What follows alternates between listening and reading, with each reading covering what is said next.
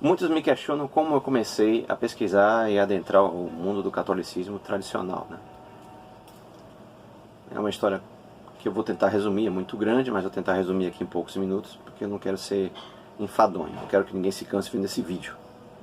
Pelo contrário. Certa feita estava eu trabalhando e me aparece uma ligação telefônica. Você que é Dionísio? Sou.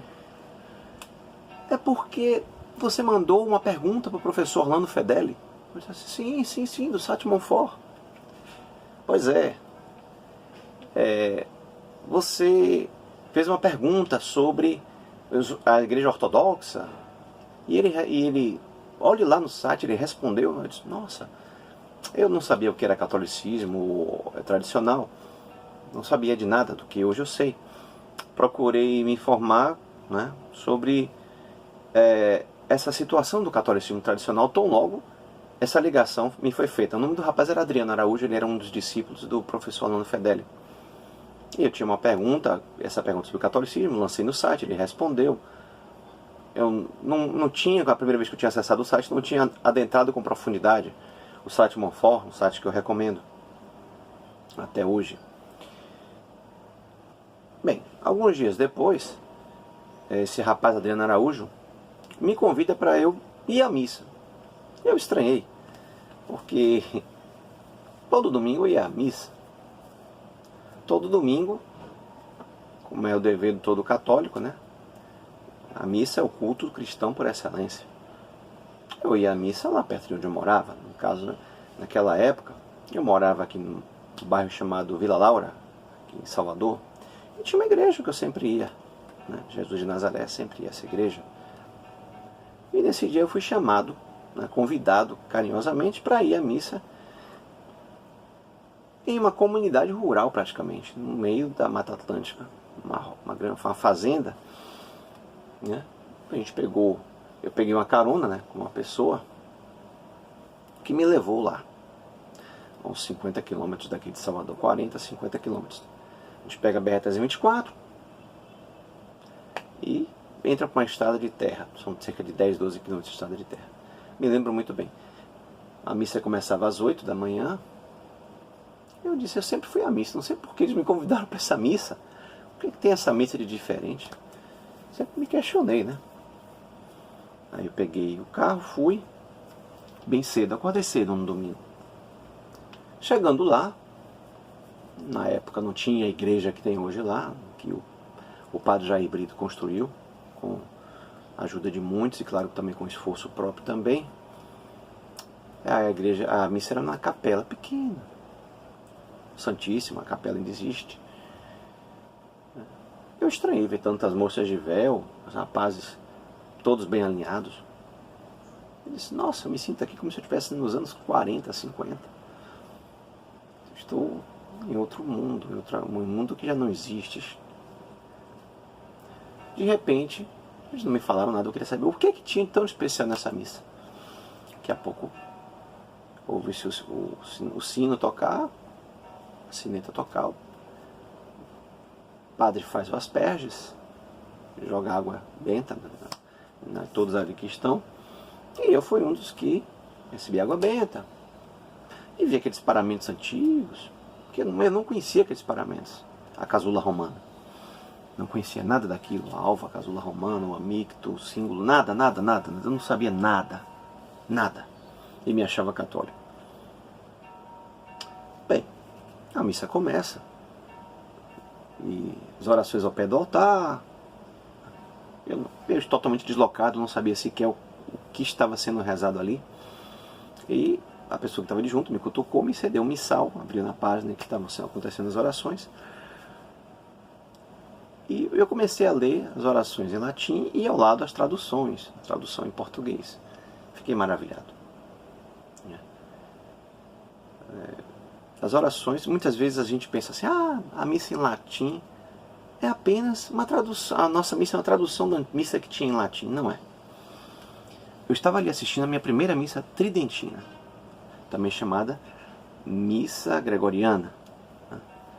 Na verdade, a missa tridentina, como é chamada erroneamente de missa tridentina, na verdade ela é a missa gregoriana, codificada por São Pio V, né, no final do século XVI, 1571, e eu fiquei maravilhado com a diferença das orações, a profundidade espiritual daquelas orações. Né? O ato de contrição, né? O confiteor, né? Confiteor, Deus onipotente, confesso a Deus Todo-Poderoso, e se invoca a São Miguel Arcanjo, e se invoca a Virgem Santíssima, e se invoca a São Pedro e São Paulo, que nós não temos mais isso na missa, né, de Paulo VI. E ali já fiquei meio maravilhado, um grande silêncio. Enquanto que na paróquia que eu ia, o que eu mais via era bateção de palma, mãos abanando. Meu Deus, eu pensava que aquilo era um culto católico. E sou confrontado com aquela outra realidade. Mas o melhor ainda estava por vir, né? que era primeiro o sermão do padre Jair, totalmente, como se diz hoje, as pessoas que estão mais voltadas para o mundo, né? Um discurso anacrônico, não.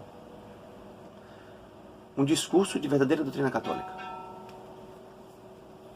Um discurso, uma homilia, né, sermão, que colocava todos os outros sermões que eu via de todos os outros padres da minha diocese no bolso. Em que ele falava dos novíssimos, que são os novíssimos, né? As realidades derradeiras da vida humana, que é o céu, o inferno, o purgatório, o julgamento final, o julgamento individual, né? O juízo individual, o juízo universal, o apelo para que a conversão acontecesse todos os dias em cada um de nós, e para que nós soubéssemos aproveitar as graças, né? Daí vem meu agradecimento profundo ao professor Orlando Fedeli, em memória, e ao padre Jair Brito, os dois que praticamente me conduziram pela mão à igreja. Depois a Eucaristia, a consagração, de uma forma tão sublime, tão solene, tão respeitosa, coisa que muitas vezes nós não temos hoje em muitas paróquias. O silêncio para a oração. O silêncio desapareceu de muitas paróquias. E não raro, muitas pessoas se queixam que não conseguem rezar nas igrejas porque o barulho está demais. Barulho de bateria, barulho de guitarra, né? Barulho de gente fazendo fuzuê e fusarca dentro da igreja. Né? E agora eu era confrontado com uma realidade totalmente diferente. Uma realidade de contemplação. Uma realidade que toca no nosso íntimo. A missa tridentina, ela toca no íntimo de quem se deixa levar pelo Espírito Santo. A partir daí comecei a frequentar as missas lá, porque não tínhamos missa tradicional, missa tridentina, em Salvador. E foi uma longa jornada para até conseguirmos ter. Né? Meu nome foi até parar no Tribunal Eclesiástico. Sabe Deus por quê? Porque fizemos uma petição direcionada na época à Comissão Ecclesia Dei, recentemente extinta. Né? A mulher melhor, absorvida, né? Por outro de Castério, lá da Santa Sé. E, gradativamente, eu adentrava nas obras católicas, no catolicismo tradicional, na vida dos santos. E eu, então, tinha meus 36, 37 anos, eu disse, nossa, quanto tempo eu perdi de minha vida. Quanto tempo eu perdi na ignorância,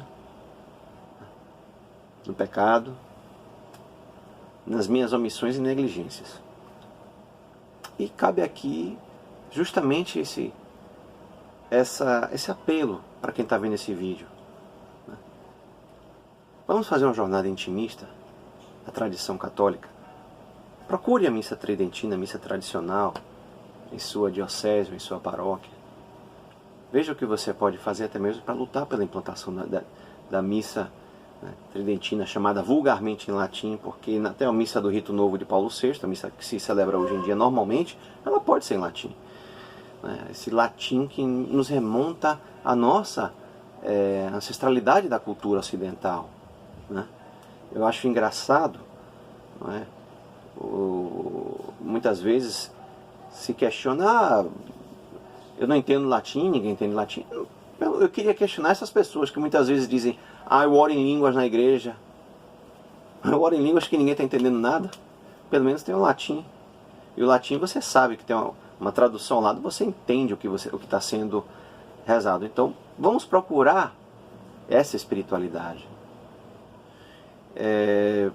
Foi uma longa jornada até termos a missa tridentina, perseguição, como eu contei que passei aqui, infelizmente. E graças a Deus isso não rendeu em nada. Rendeu muito pelo contrário, foram mais graças.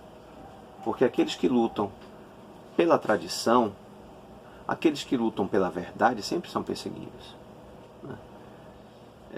Como disse o Papa São Pio X, né, os verdadeiros amigos do povo são os tradicionalistas. Porque muitas dessas ditas soluções, uma nova teologia, não conduzem a Deus. E o jovem, eu noto isso, eu já fui em missas tridentinas até na Argentina, eu estive em São Paulo, nas missas tridentinas em São Paulo, estive no Rio Grande do Norte, estive em Recife. Os jovens querem a tradição. É uma coisa que não dá para frear, é irrefreável o crescimento da tradição. Então, fica aqui meu conselho a todos que querem partilhar, querem receber um pouco dessa graça da missa tridentina. Vão no site, vão no Google, procurem lá missa tridentina, né? Locais de missa tridentina, coloquem lá no Brasil. Vocês vão ter relacionados os lugares. Tem vários sites e blogs que tratam sobre isso. Então fica aqui meu relato de experiência com a tradição. Né? E o Catecismo de São Pio X, maravilhoso, e que eu recomendo, que pode ser, você não encontra na sua cidade, você pode pedir pela internet, pode baixá-lo em PDF. Né? A Editora Permanência também tem o Catecismo de São Pio X, muito bom. Você pode colocar lá, Editora Permanência. Vale a pena você encomendar e receber. A alegria quando eu recebi aquele pacotinho do correio, né, com aquele livro, né, o Catecismo de São Pio X. Fica aqui meu testemunho. Peço que vocês toquem a sinetinha para serem notificados de novos vídeos, né, e compartilhem esse vídeo para a sua paróquia, para a sua comunidade. Porque o que nós mais precisamos são de sacerdotes que toquem na ferida, que falem a verdadeira doutrina católica nas missas. E isso muitas vezes nós não temos. Né? E que procurem celebrar a missa da melhor forma possível. Tá bom, gente? Quem quiser, compartilha, aperta aí a sinetinha. Um abraço a todos. Obrigado, gente.